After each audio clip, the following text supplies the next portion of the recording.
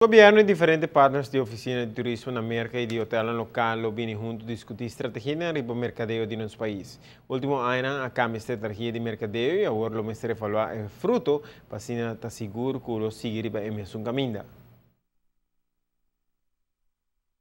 Nosso país, hope mais tem a parte digital, se porque é assim, e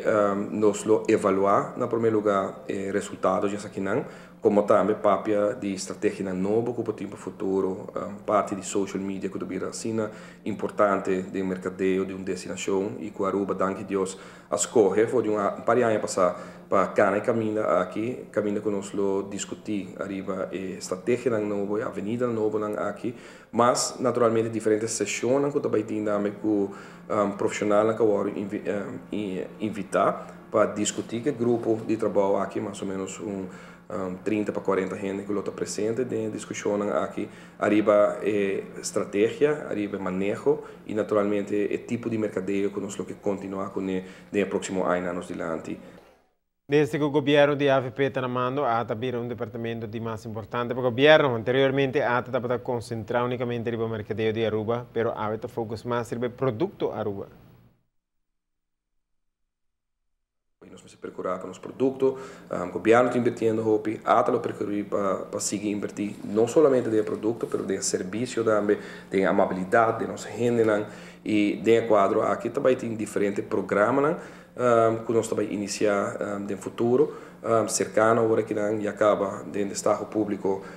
com o que trata señalamento, bordo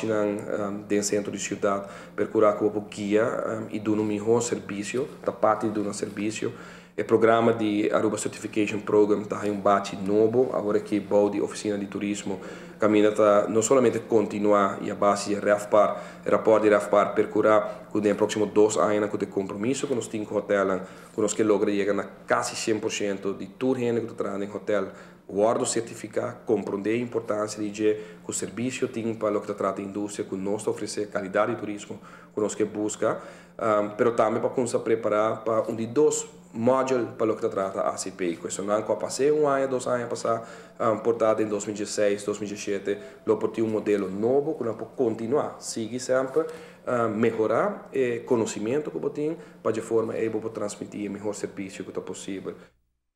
A meta final está para o país Aruba porta reconhecida foi e quem não está. Que o tour da origem de nos arubianos. Para cada turista que chega a Aruba é importante que nós mesmos como arubianos lá que turista conhecemos melhor. Essa aqui está assim diferente que todo outro país do Caribe. A la vez, é uma forma mais positiva de mercadeo direto com o turista.